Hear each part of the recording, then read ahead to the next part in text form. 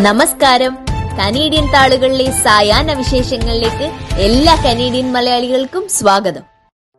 ഒഷവയിൽ മലയാളി യുവതി കൊല്ലപ്പെട്ട സംഭവത്തിൽ പ്രതി ഇന്ത്യയിലേക്ക് രക്ഷപ്പെട്ടേക്കാമെന്ന് സൂചന.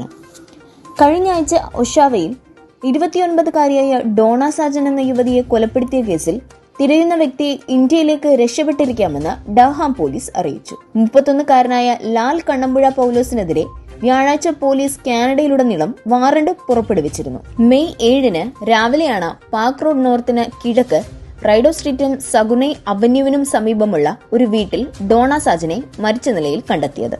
പ്രതിയെക്കുറിച്ച് കൂടുതൽ വിവരങ്ങൾ ലഭിക്കുന്നവർ പോലീസിൽ അറിയിക്കാൻ നിർദ്ദേശം നൽകിയിട്ടുണ്ട്. വേനൽ അവധിക്കാലത്ത് എല്ലാ ഫെഡറൽ ഗ്യാസ് ടാക്സിനും താൽക്കാലിക ഇളവ് നൽകണമെന്ന് ഗവൺമെന്റിനോട് ശുപാർശ ചെയ്ത PFLE വിക്ടോറിയ ദിനത്തിനും ലേബർ ഡേക്കും അനുസൂചനമായി ഈ വേനൽക്കാലത്ത് കാനഡക്കാർക്ക് കാർബൺ നികുതി, ഫെഡറൽ ഇന്ധന നികുതി, ഗ്യാസ് ഓയിൽ, ഡീസൽ എന്നിവയുടെ GST താൽക്കാലികമായി നിർത്തിവെക്കാൻ കൺസർവേറ്റീവ് നേതാവ് PFLE ഫെഡറൽ ഗവൺമെന്റിനോട് ആവശ്യപ്പെട്ടു. തുടർന്ന് സർക്കാർ പമ്പിലെ വില ലിറ്ററിന് ശരാശരി 35.6 സെന്റ് കുറയ്ക്കണമെന്നാണ് കൺസർവേറ്റീവുകൾ കണക്കാക്കുന്നത്. ടൊറന്റോ ലൈബ്രറി കാർഡ് ഉപയോക്താക്കൾക്ക് ഇപ്പോൾ സൗജന്യമായി CN ടവർ ആക്സസ് ചെയ്യാം.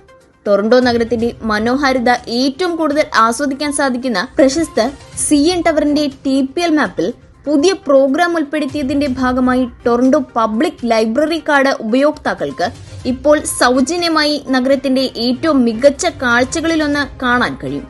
ഈ പുതിയ പ്രോഗ്രാമിലൂടെ നഗരത്തിന്റെ ആകർഷണീയമായ സ്ഥലങ്ങളും മ്യൂസിയങ്ങളും ഉപയോക്താക്കൾക്ക് സൗജന്യമായി ആക്സസ് ചെയ്യാൻ CN ടവർ അധികാരികൾ അവസരമൊരുക്കുന്നു. മെയ് 16 മുതൽ കാർഡ് ഉടമകൾക്കും പരമാവധി 4 സന്ദർശകർക്കും സാധാരണ പൊതുസമയങ്ങളിൽ സൗജന്യ പൊതുപ്രവേശനം നേടാം.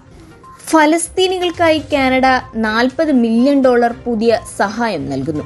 റഫയിൽ ഇസ്രായേൽ നടത്തിയ ആക്രമണം കൂടുതൽ വഷളാകുന്ന സാഹചര്യത്തിൽ അവിടുത്തെ ജനജീവിതങ്ങളുടെ സംരക്ഷണത്തിനായി ഗാസ മുനമ്പയിലെ ഫലസ്തീനികളെ സഹായിക്കാൻ കാനഡ $40 മില്യൺ നൽകുന്നു.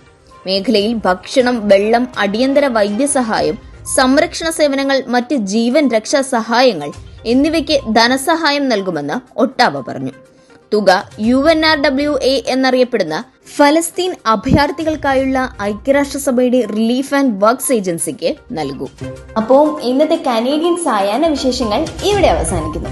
ഇത് നിങ്ങളിലേക്ക് എത്തിച്ചത് Polaris dental, Brampton, Latha Menon, barrister solicitor of Menon law professional corporation, Kerala curry house, Mississauga, Joju Augustine real estate broker, കണ്ണൂർക്കാരന്റെ തൊട്ടുകട, ഡ്യൂപോൺ സ്ട്രീറ്റ്, ടൊറന്റോ.